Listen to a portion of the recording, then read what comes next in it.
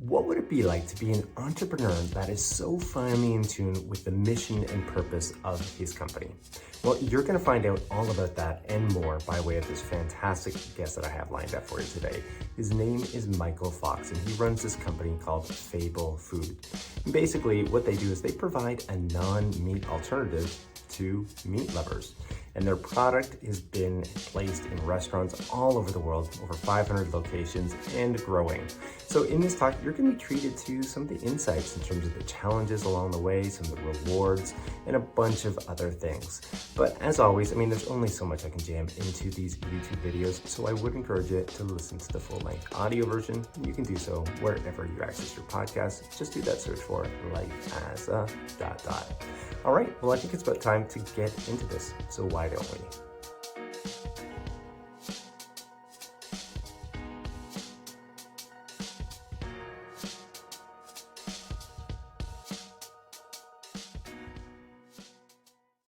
All right, well, first up, here's a clip of Michael explaining kind of how and why he got involved in creating a startup based around healthy eating, based around providing this non-meat alternative to the market. So have a listen. Yeah, so I'm a pretty healthy eater. So my wife and I live on 41 acres on the Sunshine Coast in Queensland, Australia, and we grow a lot of our own food, bake sourdough, brew kombucha, eat a very minimally processed whole food-based diet. And I wanted to develop a meat alternative that aligned with that diet. So didn't want to use sort of heavily processed ingredients or artificial ingredients. Wanted to do something really natural, healthy, and whole food based that kind of aligned with how I eat. And so started exploring different base ingredients that could be used and got onto the idea of using mushrooms as a base ingredient. So shiitake mushrooms or button mushrooms, portobello mushrooms, kind of mushrooms that we kind of buy and eat from the store. And they're very healthy and have a lot of those meaty umami flavors in them naturally. So once I sort of got onto that path, kind of realized, we can do a product that's really naturally healthy and also delicious that makes it easy for people to reduce their meat consumption. That's quite differentiated in the market, and there was no one else really going down that space. So we had all the kind of IP. We could lock up a lot of the key IP around there, key supply chain pieces, and build some defensibility in it. And Okay, well, next up is a clip of Michael explaining the roles and responsibilities that he's been involved with in terms of running this business. And quite frankly, this is one of my favorite clips from this conversation. And the reason for this is that it just represents the sheer expansiveness, the amount of roles and responsibilities that an entrepreneur has, especially in the early days, can be a little bit overwhelming. So I think this is, a bit of a reality shot for aspiring entrepreneurs.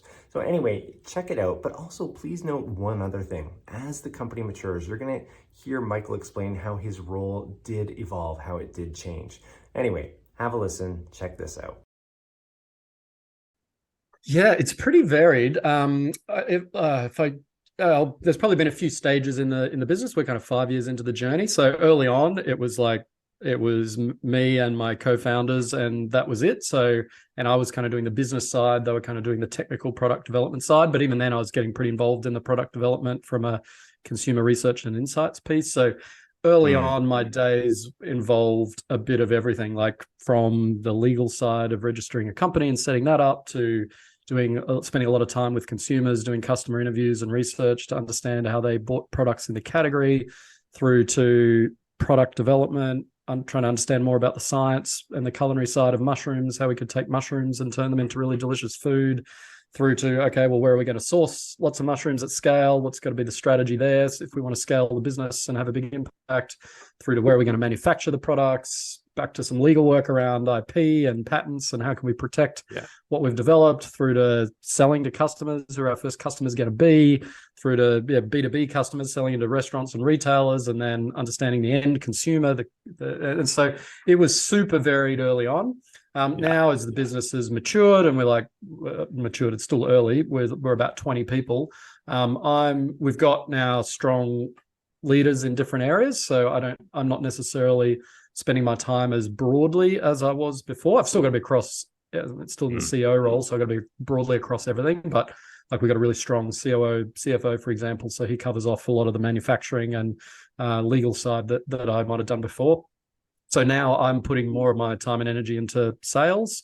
So working with our sales team, experimenting with different ways of prospecting to new kind of restaurant customers, and doing that in the UK, the US, and Australia, the three main markets that we're focused on, looking at different ways we can use sort of our CRM tools, different ways we can prospect and reach out to customers. Like today, a couple of days ago, I was sort of chatting to one of the team. We had the idea, well, let's do, instead of just doing kind of cold email reach outs, let's try and, that might be a little bit boring. We've got a lot of research and insights on what restaurants can be doing better with the plant-based sections of their menus. So today, like I scripted and recorded a sort of short 3-minute video for a sort of 150 door Mexican restaurant chain in the United States, kind of mapping out what they're doing well on the plant-based section of their menu, what they're not doing well, where they've got some areas for improvement based on our research and insights, and how we might be able to help them improve that. So kind of recorded a short video on Loom showing their menu and sharing all those insights. So that's kind of how things have evolved for me. But my days are still pretty varied. Last year we're fundraising, raised another round of funding. So a lot of my days last year was spent pitching investors and a lot of travel with that. Did like 400 investor pitches in the year, as well as some customer sales. So it's still varied, which suits me, and I like that. Yeah. Okay, well, moving along.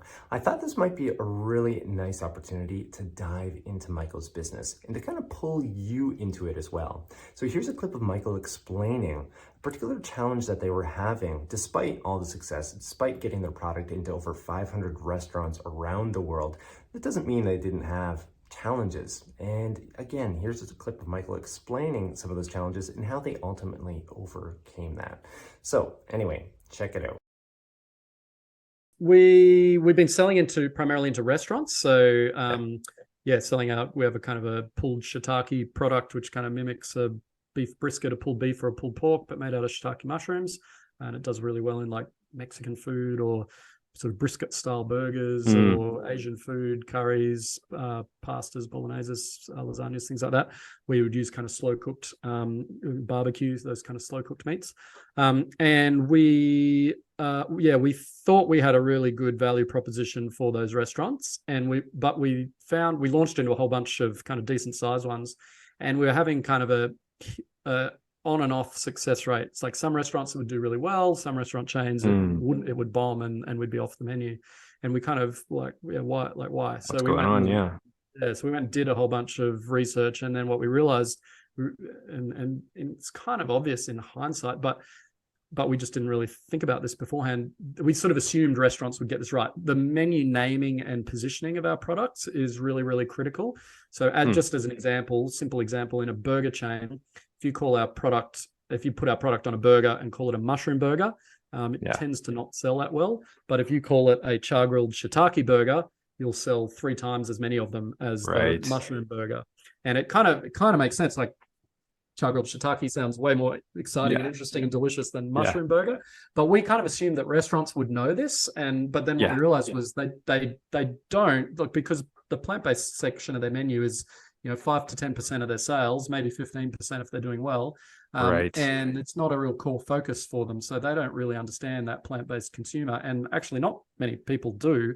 So we realized, okay, we need to, this can take it upon yourselves. This can have a massive impact on the success of our product. So we need to step back and go do a bunch of research and insights and understand in all the different cuisine types, what we should be calling the product, how we should be positioning it, what should be the call out, should we be using the word vegan or not? Should we be calling out a product's got a good amount of protein? Should we be using protein as a call out, or it's also high in fiber? Should we be calling out fiber?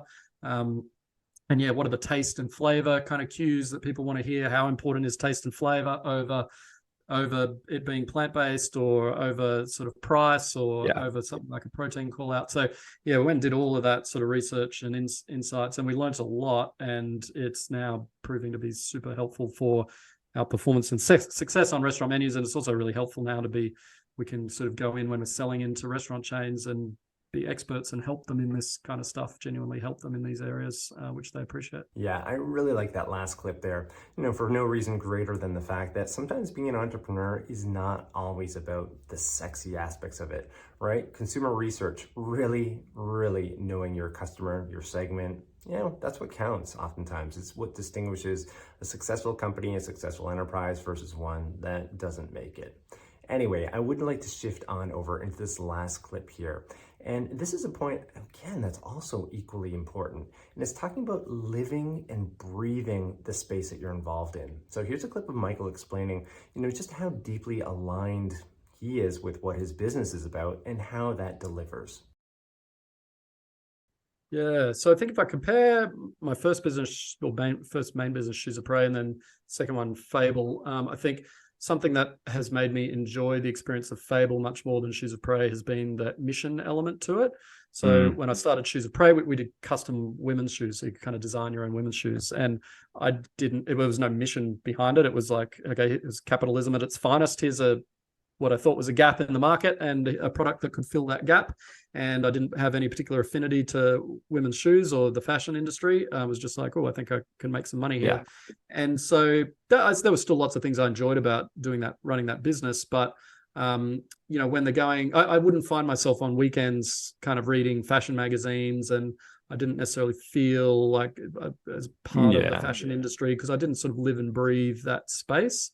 And I think that may have had an element to then, not necessarily deeply understanding the customer, because I wasn't the customer. I think you can deeply understand a customer without being the customer, but I think it makes it a little bit harder. And just, living and breathing the space. Whereas Fable, I'm vegan and I've gone on that journey of cutting meat out of my diet. I love food. I have a vegetable garden that I love spending an hour or two a day in, and fruit trees, and I love cooking, and I love mushrooms and all sorts of elements of mushrooms. And I really kind of live and breathe this space. I do stuff related to our industry. Like I did a soil biology course for fun over the last few months. And and so I can authentically talk to people in the industry. I can authentically talk to chefs and have a really interesting conversation where we learn from each other.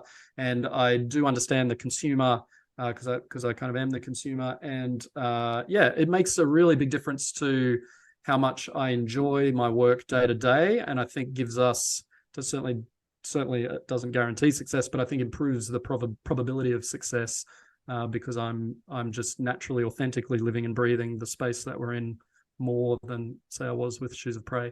And so I think it also kind of means I'm enjoying the journey much more. Like I literally caught up with an entrepreneur friend before our chat just now, and we were both sort of sharing, like we're both just really enjoying what we're doing now. Like we kind of just had the thought experiment, if someone came along with $100 million and wanted to buy our businesses tomorrow, we're both like, I mean, of course that would be nice, but actually probably post that, I don't know that I would be enjoying myself as much as I'm enjoying myself now.